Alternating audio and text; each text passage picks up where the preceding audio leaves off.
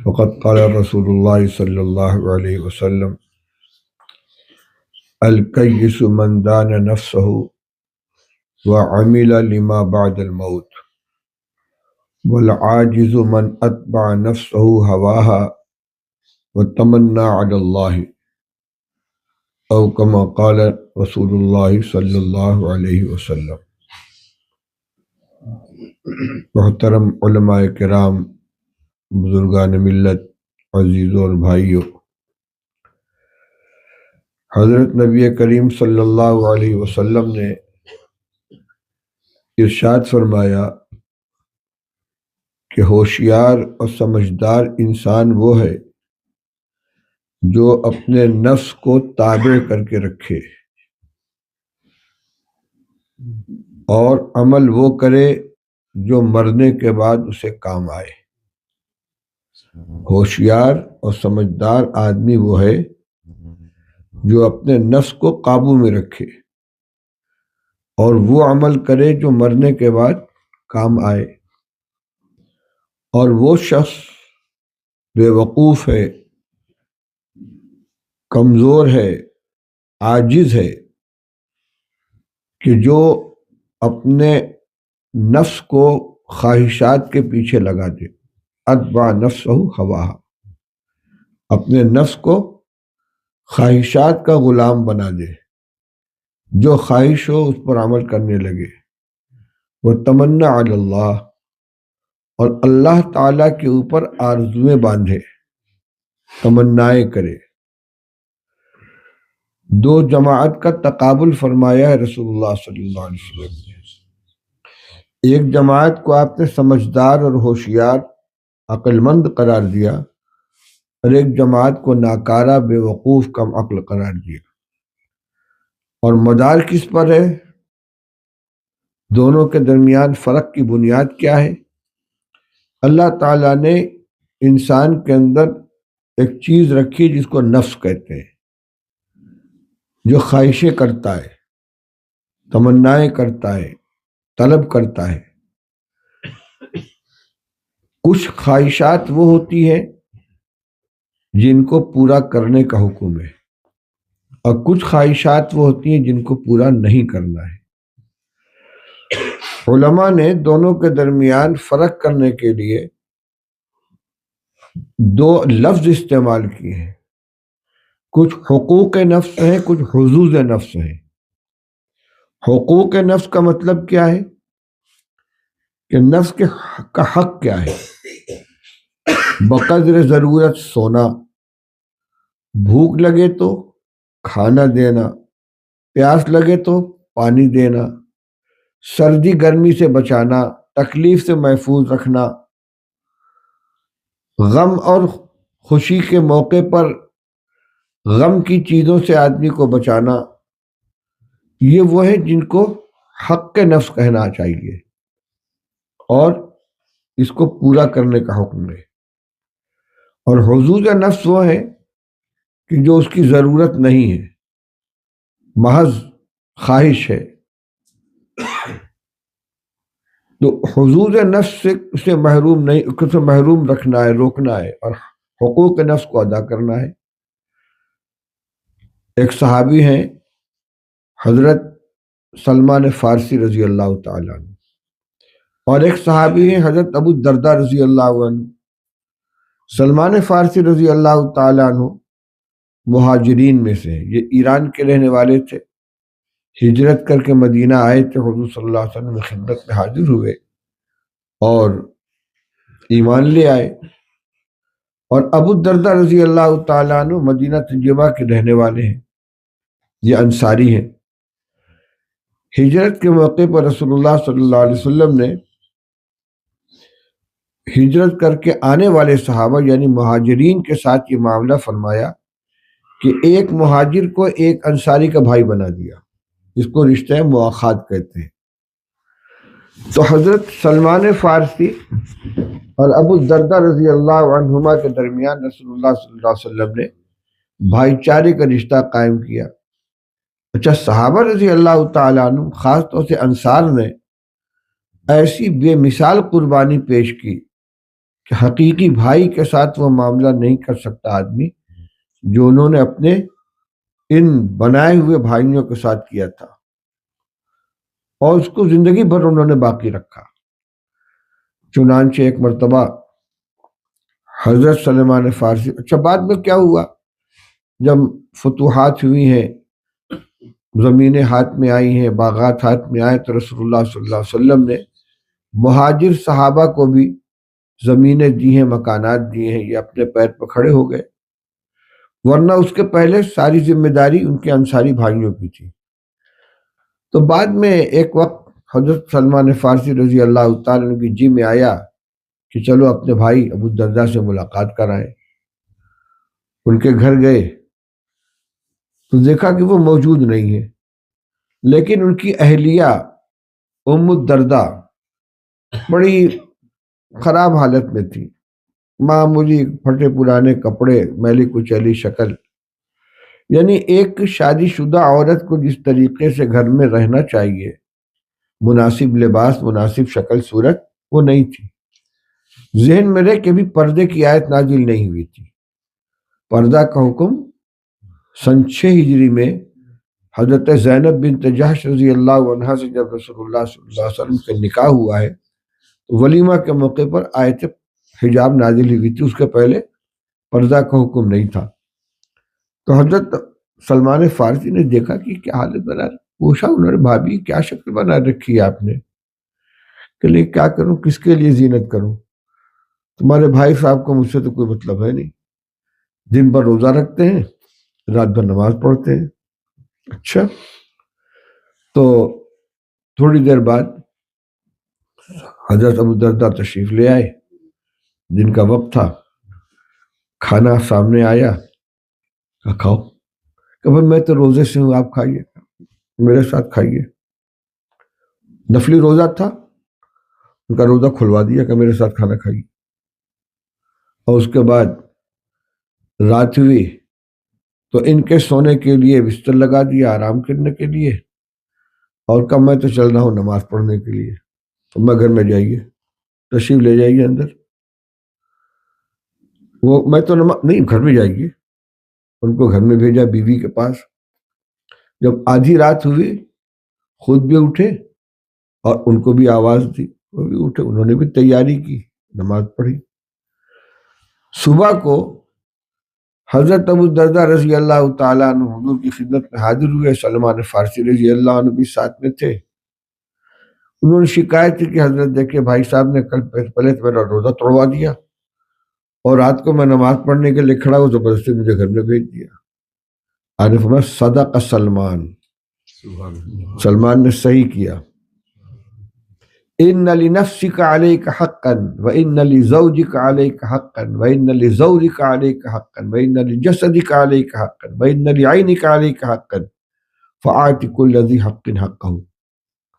فرمایا تمہارے نفس کا بھی تمہارے اوپر حق ہے، تمہاری بیوی کا بھی تمہارے اوپر حق ہے، تمہارے مہمان کا بھی تمہارے اوپر حق ہے، تمہارے جسم کا بھی تمہارے اوپر حق ہے، تمہاری آنکھ کا بھی تمہارے اوپر حق ہے، ہر حق والے کو اس کا حق ادا کرو۔ یہ ہے حق کے نفس۔ ہم روزانہ روزہ رکھیں گے، کبھی بغیر روزے کے نہیں رہیں گے، نفس کا کیا حال ہوگا، جسم کا کیا حال ہوگا۔ اللہ تعالیٰ نے تو سال میں 1 مہینہ کا روزہ فرض قرار دیا ہے۔ نفل روزہ رکھنا ہو، فرمایا مہینے میں 3 روزہ رکھ لو، ایام 20 کے رکھ لو، 13، 14، 15، یا ایک پہلے عشرے میں، ایک دوسرے عشرے میں، ایک آخری عشرے میں، اور رکھنا چاہتے ہو ہفتے میں 2 رکھ لو، ایک پیر کو، ایک جمعرات کو۔ لیکن یہ کہ نا ہم تو ہمیشہ روزہ رکھیں گے، منع فرمایا رسول اللہ صلی اللہ علیہ وسلم۔ یہی عمل کیا تھا حضرت عبداللہ ابن عمرو ابن عاص رضی اللہ تعالیٰ عنہ نے، کہ روزانہ روزہ رکھتے تھے اور رات بھر نماز پڑھتے تھے۔ رسول اللہ صلی اللہ علیہ وسلم نے ان پر پابندی لگائی کہ نہیں، مہینے میں 3 روزہ رکھنا ہوگا۔ کہ یا رسول اللہ یہ تو بہت کم ہے، مجھے اس کی سے زیادہ کی طاقت ہے، کچھ بڑھا دیجئے، کچھ اجازت دے دیجئے۔ یعنی حضور صلی اللہ علیہ وسلم محدود کرنا چاہتے ہیں اور یہ اس میں اضافہ کروا رہے ہیں۔ آخر کار اصرار کر کے، درخواست کر کے انہوں نے اتنا منظور کرا لیا کہ ایک دن روزہ ایک دن افطار، ایک دن روزہ ایک دن افطار کی اجازت دے دیجیے، اور قرآن 3 دن میں قرآن پڑھنے کی اجازت دے دیجیے۔ آپ نے اجازت دے دی، زندگی بھر اس کی پابندی کی۔ حضور صلی اللہ علیہ وسلم کی وفات کے بعد بھی دیر تک حیات رہے، بوڑھے ہو گئے تھے، نبھ نہیں پاتا تھا۔ کبھی ایسا ہوا کہ طبیعت متحمل نہیں ہے، ہمت نہیں پڑ رہی ہے روزہ رکھنے کی، اس لیے کہ الٹرنیٹ ایک دن روزہ ایک دن افطار، ایک دن روزہ ایک دن افطار۔ تو اب کسی دن اگر روزہ رکھنے کا دن پڑ رہا ہے اور روزہ نہیں رکھ پائے تو آگے جو گیپ تھا اس گیپ کو ختم کر دیتے تھے، یعنی پھر 3 روزہ مسلسل رکھتے تھے۔ کہتے یار کاش میں نے رسول اللہ صلی اللہ علیہ وسلم کی دی ہوئی رخصت کو قبول کر لیا ہوتا۔ تو میں یہ سمجھانا چاہتا ہوں کہ یہ جو نفس کی مخالفت کرنے کا حکم ہے تو اس کا یہ مطلب نہیں کہ ہر خواہش کی مخالفت کی جائے۔ بھوک لگی ہے، کھانا نہیں کھائیں گے، کیوں؟ اس لیے کہ نفس کی مخالفت کرنی ہے۔ پیاس لگی ہے، پانی نہیں پیئیں گے، نفس کی مخالفت۔ نیند کا تقاضا ہے، سوئیں گے نہیں، نفس کی مخالفت نہیں، منع کیا گیا ہے۔ رسول اللہ صلی اللہ علیہ وسلم نے ارشاد فرمایا کہ جب تم میں سے کوئی نماز پڑھ رہا ہو اور اس پر نیند غالب آ جائے تو سو جائے۔ ہو سکتا ہے کہ وہ دعا کرنا چاہے اور اس کی زبان سے بد دعا نکل آئے، اسے پتہ ہی نہیں چلے کہ میں کیا بول رہا ہوں، اس لیے کہ نیند جسم کی ایک ضرورت ہے۔ بھوک لگے تو کھانا جسم کی ایک ضرورت ہے۔ اسی کو ہمارے بڑوں نے، علماء نے 2 لفظ سے تعبیر کیا، ایک حقوق نفس ہے، ایک حظ نفس، نفس کی تمنا، نفس کی خواہش، بس اچھا اچھا کھانا ملنا چاہیے، حرام حلال کی پرواہ نہیں، مال آنا چاہیے، دولت آنی چاہیے، جائز طریقے سے آئے ناجائز طریقے سے آئے، یہ حظ نفس ہے، اس سے منع کیا گیا ہے۔ لیکن طلب کسب الحلال فریضۃ بعد الفریضہ، انسان کے ساتھ ضروریات لگی ہوئی ہیں، بال بچے ہیں، خود اپنی ضرورت ہے، تو حلال کمائی کے لیے محنت کرنے کو فرض بھی قرار دیا گیا ہے۔ حلال حرام کا امتیاز کر دیا، ایسے کماؤ گے تو حلال ہوگا، ایسے کماؤ گے تو حرام ہوگا۔ حلال طریقہ اختیار کرو، حرام سے اپنے آپ کو بچاؤ۔ یہ وہ چیز ہے جہاں آپ نے فرمایا کہ ہوشیار وہ شخص ہے کہ جو اپنے نفس کا محاسبہ کرے، قابو میں رکھے، کون سا طریقہ جائز ہے وہ اختیار کریں، کون سا طریقہ ناجائز ہے اس کو چھوڑیں گے، حلال کو اختیار کریں گے، حرام سے اپنے آپ کو بچائیں گے۔ اسی طریقے سے اپنے نفس کی وہ خواہشات، وہ ضرورتیں جو اس کا حق ہے ان کو ہم انجام دیں گے، اور جو اس کا حق نہیں ہے، فجر کی نماز کا وقت ہو گیا، جی نہیں چاہتا اٹھنے کو، سردی بہت ہو رہی ہے، چلو بعد میں قضا کر لیں گے، اس سے روکنا ہے نہیں۔ اذان ہو گئی ہے، مسجد میں جانا ہے، جماعت سے نماز ادا کرنی ہے، حق کے نفس ادا ہو چکا، رات کو سو لیے نا، وہ حق کے نفس تھا۔ اب جب وہ نفس روک رہا ہے کہ مسجد میں مت جاؤ، چلو یہیں وضو کر کے نماز ادا کر لو، یا تھوڑی دیر اور سو لو، پھر اٹھ کے قضا کر لینا، اس میں نفس کی مخالفت کرنی ہے۔ 2 چیزیں اللہ نے عطا فرمائی ہیں، ایک تو ہمارے اندر ہوا رکھی ہے جس کو ہوائے نفس کہتے ہیں، اور ایک خدا، اللہ کی ہدایت۔ جو ہدایت کی پیروی کرے گا وہ کامیاب ہے، اور جو ہوائے نفسانی کی پیروی کرے گا وہ ناکام ہے۔ تو یہی چیز دیکھنے کی ہے، اور اس کا معیار کیا ہے؟ شریعت، سنت، دین، کہ شریعت نے ہمیں کتنی گنجائش دی ہے، اس گنجائش تک اپنی خواہشات کو پورا کرنا اس کی اجازت ہے، اور جہاں گنجائش نہیں ہے، جہاں روک لگائی گئی ہے، وہاں نفس کے اوپر کنٹرول رکھنا ہے۔ اسی کو رسول اللہ صلی اللہ علیہ وسلم نے ارشاد فرمایا کہ الکیس من دان نفسہ، نفس کو تابع رکھے۔ اچھا، اس کا ایک معنی اور بیان کیا گیا، اپنے نفس سے حساب طلب کرے، محاسبہ کرے، فلاں کام کیوں کیا۔ جیسے اپنے بچے سے، اپنے ملازم سے، اپنے ورکر سے، اسٹاف سے جواب طلب کرتے ہیں نا، فلاں کام کیوں کیا، دیکھتے ہیں کہ صحیح کر رہا ہے کہ غلط کر رہا ہے، غلطی کرتے ہیں تو ڈانٹتے ہیں، تنبیہ کرتے ہیں۔ تو نفس کو بھی اپنے تابع کر کے رکھے، اس سے حساب لیتا رہے، اس سے جواب طلب کرے، فلاں کام کیوں کیا، یہ نہیں کرنا تھا، پھر اس کے مناسب اگر ضرورت ہو تو سزا دے. اور سزا کیا ہے؟ نفس کو اس کی مرغوبات سے روک دینا. فجر کی نماز کے لیے آنکھ کھل گئی تھی، اس کے باوجود تم اٹھے نہیں، ٹھیک ہے تو آج چائے نہیں ملے گی، ناشتہ نہیں ملے گا، بھوکا رہنا پڑے گا. اچھا کل سے پڑھ گے؟ نہیں، جب کل سے پڑھو گے تو کل سے چائے ملے گی. تو ایک دن دو دن اگر اس کی مرغوبات سے اس کو روکا تو اگلے دن وہ خود جگائے گا، چلو فجر کی نماز جماعت سے ادا کر لو تاکہ وقت سے ناشتہ تو مل جائے، چائے تو مل جائے. تو نفس سے محاسبہ کرنا، غلطی پر ٹوکنا، اور اگر غلطی ہو تو اس کی سزا دینا. ہمارے حضرت مفتی محمود صاحب نور اللہ مرقدہ فرماتے تھے کہ آدمی اگر یہ 4 کام کر لے تو بہت محفوظ رہے گا. صبح اٹھنے کے بعد اپنے نفس سے معاہدہ کرے، نفس کو پابند کرے، دیکھ پورا دن پڑا ہوا ہے، کوئی کام غلط نہیں کرنا ہے، جھوٹ نہیں بولنا ہے، بے ایمانی نہیں کرنی ہے، کسی کو تکلیف نہیں پہنچانی ہے، ہر گناہ سے اپنے آپ کو بچانا ہے، اس کو پابند کرے. جیسے اپنے نوکر کو، ملازم کو آدمی ہدایت دیتا ہے کہ یہ کرنا ہے، یہ کرنا ہے، یہ کرنا ہے، اپنے نفس سے ایک معاہدہ کرے کہ ٹھیک ہے کوئی کام غلط نہیں کرنا ہے. اس کے بعد دوسرا کام ہے مراقبہ. مراقبہ کا معنی نگرانی کرنا، یعنی معاہدہ کر لینے کے بعد اس نفس کو آزاد نہیں چھوڑا ہے بلکہ نگرانی کر رہے ہیں کہ صحیح چل رہا ہے کہ نہیں، صحیح عمل کر رہا ہے کہ نہیں کر رہا ہے. جہاں غلط لائن پر جانے لگے فوراً اس کی نکیل پکڑ کے اس کو روکے. پہلا عمل کیا ہوا؟ معاہدہ. دوسرا مراقبہ.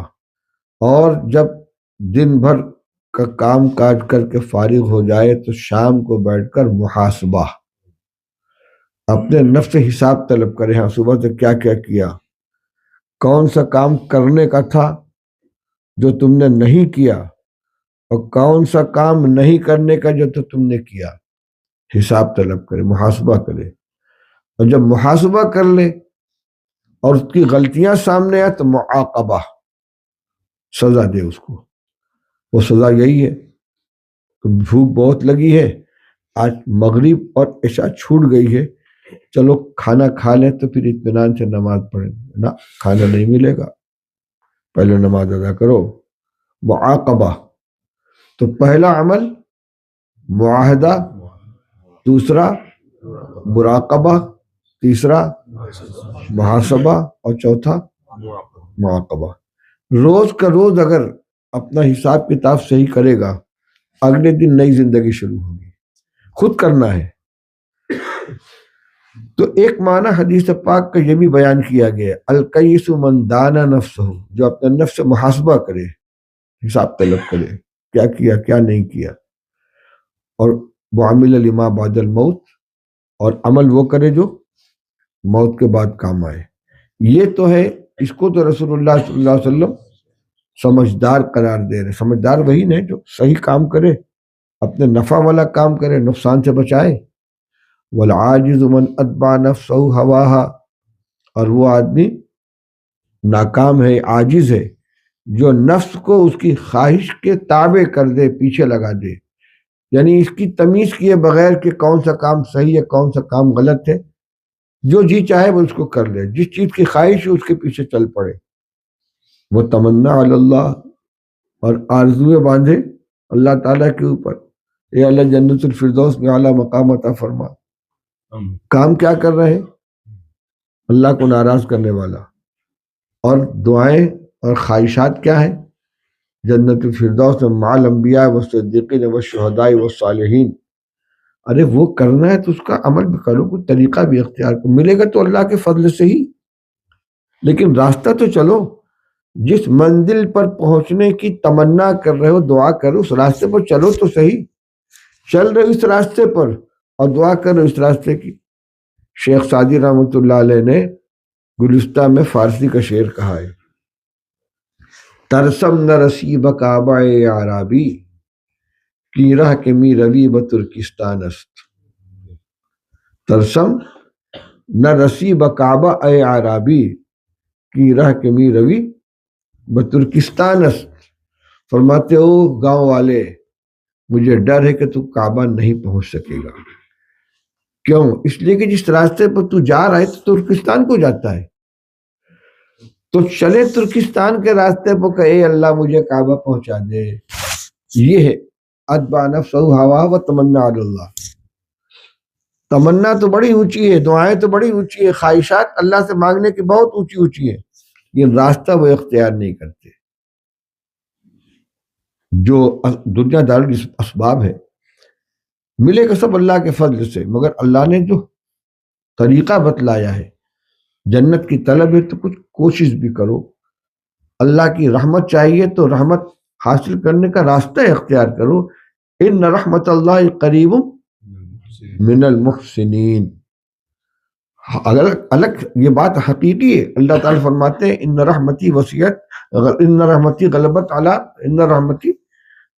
علی غضبی، میری رحمت غضب کے اوپر غالب ہے، اور وسعت رحمتی کل شیء، میری رحمت ہر چیز کے اوپر حاوی ہے۔ لیکن راستہ کیا ہے؟ ان رحمت اللہ قریب من المحسنین۔ تو رحمت کی دعا مانگو تو نیکوکاری کا راستہ بھی اختیار کرو۔ علامہ انور شاہ کشمیری رحمۃ اللہ علیہ سے کسی نے پوچھا کہ حضرت جب قرآن میں اللہ تعالیٰ ارشاد فرماتے ہیں کہ ان رحمتی وسعت کل شیء، کہ میری رحمت ہر چیز کو شامل ہے، ہر چیز کی اس کے اندر کشادگی ہے، تو شیطان اور ابلیس کو محروم کیوں کر دیا گیا؟ وہ اگر اللہ سے رحمت مانگتا ہے تو اس کو مغفرت ملنی چاہیے۔ فرمایا آگے پڑھو، آگے کیا ہے؟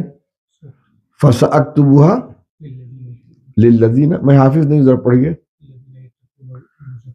لِلَّذِينَ يَتَّقُونَ وَيُؤْتُونَ الزَّكَاةَ۔ میری رحمت میں کشادگی کا مطلب یہ ہے کہ یہ اتنا بڑا حال ہے، اس میں گنجائش 100 آدمی کی ہے، مگر جو آدمی دروازے میں داخل ہوگا وہی نہیں اس میں آئے گا۔ گنجائش تو ہے اس میں، لیکن کوئی باہر کھڑا ہوا ہے کہتا بھائی اس میں گنجائش تو ہے تو میں کہاں اس میں ہوں؟ بھائی تم اس میں آنا چاہے تو دروازے سے داخل تو ہو۔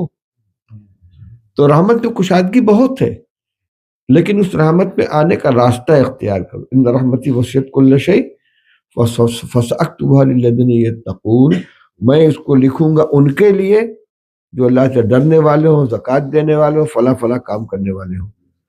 اس لیے یہ جو آپ نے فرمایا کہ وہ شخص ناکارہ ہے، عاجز ہے، کہ جو کام تو کرے اللہ کی رحمت سے دور ہونے والا، مغفرت سے محرومی والا، اور تمنا کرے کس چیز کی؟ رحمت و مغفرت کی، کشادگی کی، برکت کی۔ من اتبع نفسہ ہوا و تمنا علی اللہ۔ تو اگر رحمت چاہتے ہو، مغفرت چاہتے ہو، سکون چاہتے ہو، برکت چاہتے ہو، اللہ کی رضا چاہتے ہو، تو کوشش کرو اس راستے کو اختیار کرنے کی کوشش کرو۔ یہ 2 معیار عطا کیے گئے ہیں۔ اب ہر آدمی یہ چاہتا ہے کہ میرا شمار سمجھدار لوگوں میں ہو، بے وقوفوں میں، نادانوں میں، عاجزوں میں نہ ہو۔ تو رسول اللہ صلی اللہ علیہ وسلم نے دونوں کا معیار بتلا دیا ہے کہ نفس کے تابع بن کے مت رہو، بلکہ نفس کو اپنے کنٹرول میں رکھو۔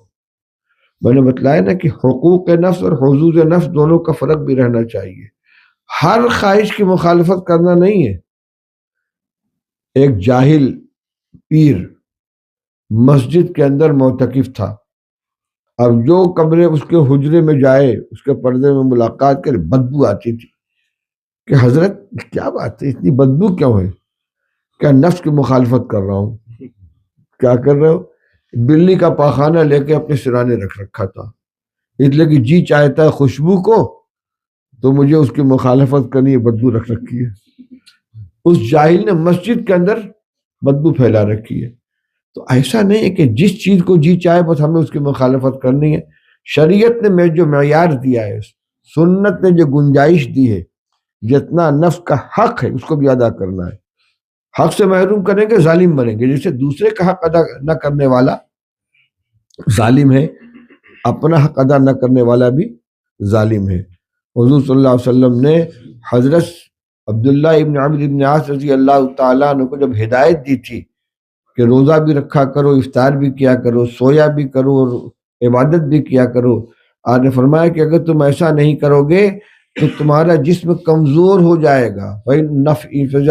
کیا ہے؟ لم تفل نفحت نفس کا وغارت عین کا، آنکھیں اندر کو دھس جائیں گی، جسم تمہارا لاغر ہو جائے گا، اس کی ضرورت بھی پوری کرنی ہے۔ تو حقوق نفس کو ادا کریں گے لیکن ہر خواہش کو آنکھ بند کر کے پورا نہیں کریں گے۔ اور اس کا فرق کیسے معلوم ہوگا؟ شریعت نے ہمیں بتلایا ہے، علماء کی، صلحاء کی صحبت اختیار کریں، ان کی باتیں سنیں، دینی کتابوں کا مطالعہ کریں۔ یہ لوگ اللہ والے اللہ تک جو پہنچے ہیں تو کیسی زندگی گزار کے پہنچے ہیں، ان کی زندگی کو اپنے لیے نمونہ بنائیں۔ اسی لیے تو قرآن میں فرمایا گیا یا الذین آمنوا اتقوا اللہ وکونوا مع الصادقین، سچوں کے ساتھ اختیار کرو۔ سچوں کے ساتھ اختیار کرنا اس میں بھی ہے کہ جو راستہ وہ چل رہے اس راستے پر چلو۔ یہ آیت نازل ہوئی تھی غزوہ تبوک کے موقع پر، جب 3 صحابی غزوے میں شرکت نہیں کر سکے تھے اور 50 دن تک ان کا بائیکاٹ رکھا گیا، اور پھر ان کی توبہ کی قبولیت کی جو آیت نازل ہوئی ہے اسی میں یہ آیت بھی تھی۔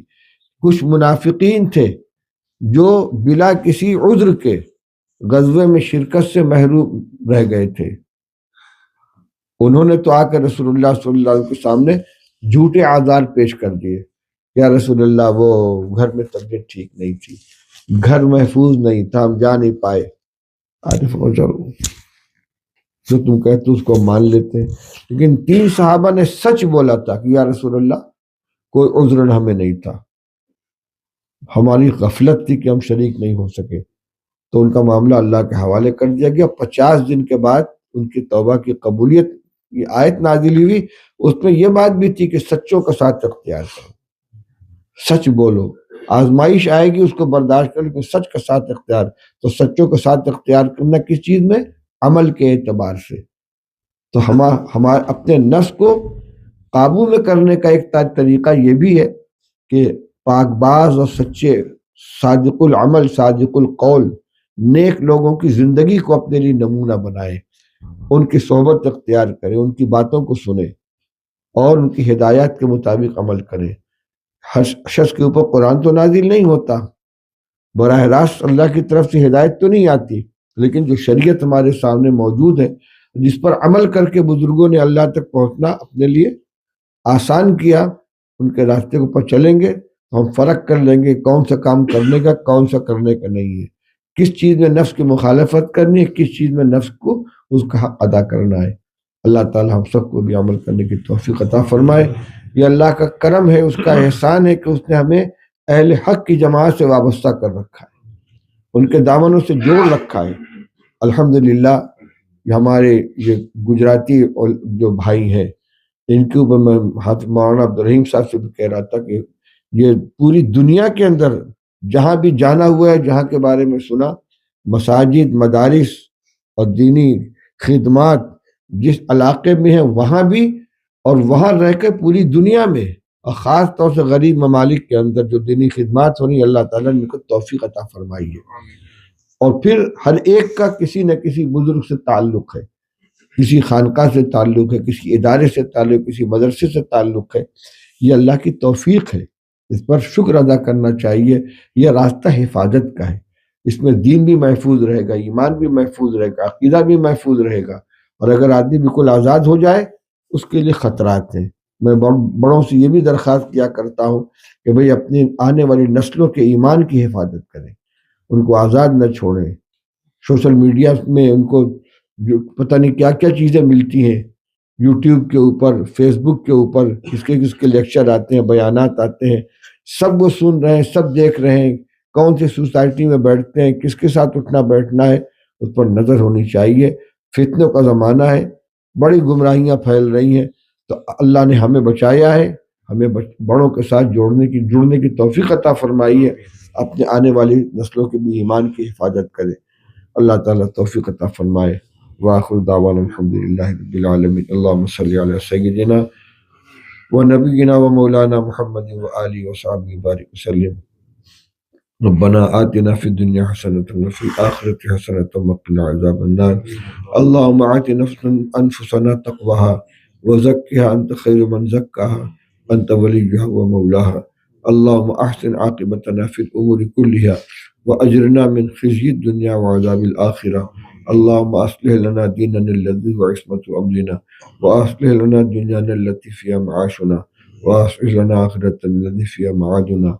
اللهم إنا نعوذ بك من الهم والحزن، ونعوذ بك من العجز والكسل، ونعوذ بك من الجبن والبخل، ونعوذ بك من غلبة الدين وقهر الرجال. اللهم إنا نستغفرك ونتوب إليك من جميع الذنوب والخطايا. اللهم قنا عذابك. اللهم أحسن عاقبتنا في الأمور كلها وأجرنا من خزي الدنيا وعذاب الآخرة. اللهم وفقنا لما تحب وترضى من القول والفعل والعمل والنية والهدى. یا اللہ ہمارے جمع ہونے کو قبول فرما. یا اللہ ہماری صبح کو بخیر فرما. یا اللہ تو نے اپنے گھر میں حاضری کی توفیق عطا فرمائی ہے، تیرا کرم ہے. یا اللہ ہماری حاضری کو بھی قبول فرما، ہماری نمازوں کو قبول فرما، ہمارے ذکر و تلاوت کو قبول فرما. یا اللہ پورا دن اپنی طاعت کے اندر گزارنے کی توفیق عطا فرما، برکت والی حلال روزی عطا فرما، حرام و مشتبہ سے حفاظت فرما. یا اللہ ہمارے تمام اعضاء و جوارح تیرے پیدا کیے ہوئے ہیں. اے اللہ تو نے ان کو ہمیں عطا فرمایا ہے، لیکن مالک تو ہے. کہ اللہ ان کو صحیح استعمال کرنے کی توفیق عطا فرما. ان قلوبنا ونواسینا وجوارحنا بیدک لم تملکنا منها شیئا فإذا فعلت ذلك بنا فكن أنت ولينا واهدنا إلى سواء السبيل. رب اغفر وارحم وأنت خير الراحمين. وصلى الله على النبي الكريم برحمتك يا أرحم الراحمين.